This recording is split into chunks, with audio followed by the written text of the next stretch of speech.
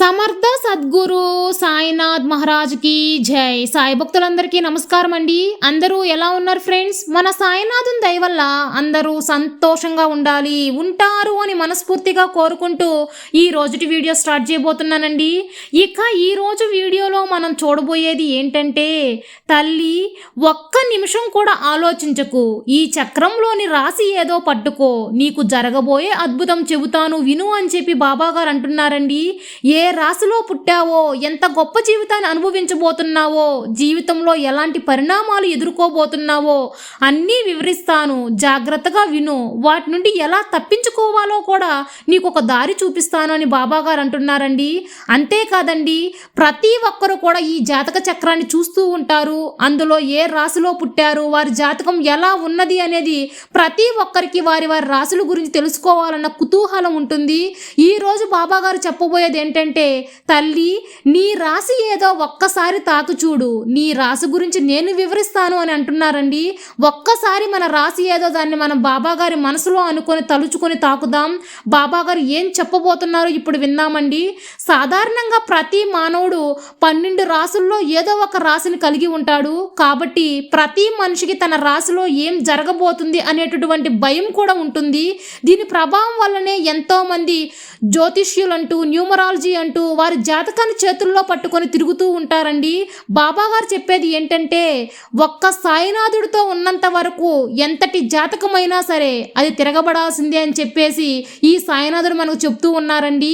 మన జీవితంలో 12 రాసులు ఎలా పరిగణించబడ్డాయో అలాగే 12 నెలలు కూడా అలాగే పరిగణించబడ్డాయి. వాటితో పాటు ఋతు చక్రం, ఈ చక్రంలో కూడా 4 నెలలకు ఒకసారి కాలం మారుతూ ఉంటుంది. అంటే జీవితంలో కష్టాలు, బాధలు, సంతోషం ఉన్నట్లే కాలానికి కూడా వర్షాకాలం, చలికాలం, వేసవికాలం అని పరిగణించబడింది.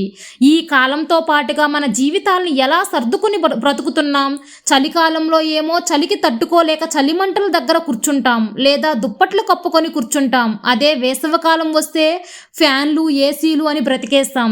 ఇలా కాలానికి మనం ఎలా సర్దుకుంటున్నాం. అలాగే బాబా గారు ఏం చెప్తున్నారంటే, కాలం అనేది సృష్టి ఋతువులతో ఎలా పరిగణించబడుతుందో మానవులకు వారి జీవితంలో 2 జీవిత చక్రాలను నిర్ణయించాను. 1 సంతోషం, 2 దుఃఖం.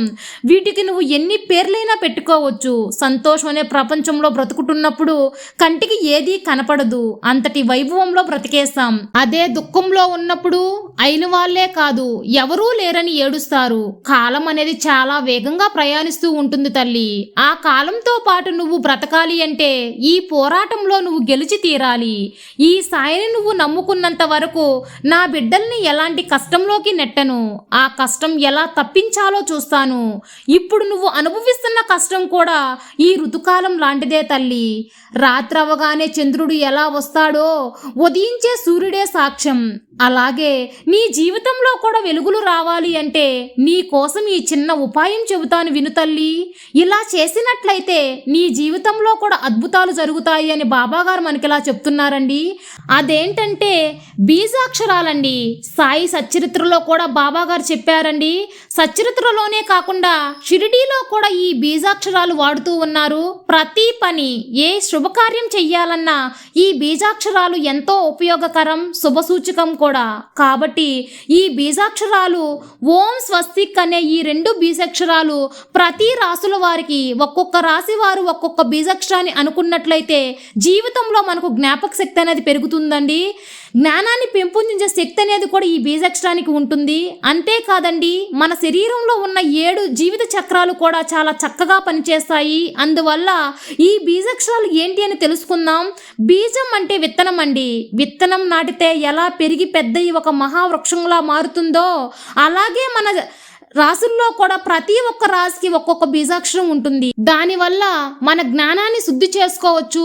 మన రాశికి ఏ బీజాక్షరం వస్తుందో దానిని కనీసం ప్రతిరోజు ఒక్కసారైనా పలికి చూడండి. ఒకవేళ మీకు టైం కుదిరితే కనుక 3 సార్లు పలకడానికి ట్రై చేయండి. తప్పకుండా మన శరీరంలోని జ్ఞానేంద్రియాలన్నీ చక్కగా పనిచేసి జీవితంలో ఎలాంటి కష్టాలు లేకుండా మంచి బుద్ధితో జీవితం కొనసాగించవచ్చు. ఆ బీజాక్షరం ఏంటో స్క్రీన్ మీద ఇస్తానండి.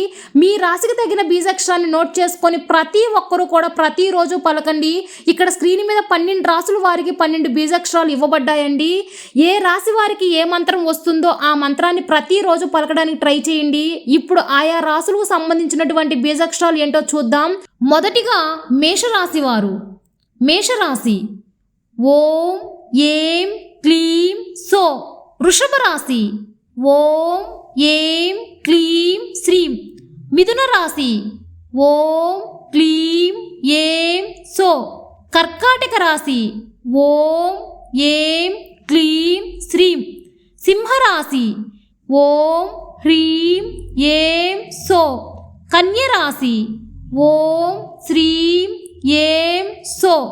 తులారాశి ఓం హ్రీం క్లీం శ్రీం. వృశ్చిక రాశి ఓం ఏం క్లీం సో. ధనుస్సు రాశి ఓం హ్రీం క్లీం సో. మకర రాశి ఓం ఏం క్లీం హ్రీం శ్రీం సో. కుంభరాశి ఓం హ్రీం ఏం క్లీం శ్రీం. అదేవిధంగా మీనరాశి వారు ఓం హ్రీం క్లీం సో. ఈ బీజాక్షరాలను రోజులో 3 సార్లు పలుకు తల్లి. తప్పకుండా మీ జ్ఞానేంద్రియాలన్నీ చక్కగా పనిచేస్తాయి. అలాగే మంచి బుద్ధితో జీవిస్తావు అని బాబా గారు ఈ వీడియో ద్వారా తన సందేశాన్ని మనకు చెప్తున్నారండి. అదేనండి ఈరోజు వీడియో. ఈ వీడియో కూడా మీ అందరికి నచ్చినట్లయితే లైక్ చేయండి. మరి కొందరు సాయి భక్తులకు షేర్ చేయండి. కొత్తగా చూసేవా సబ్స్క్రైబ్ చేసుకోండి.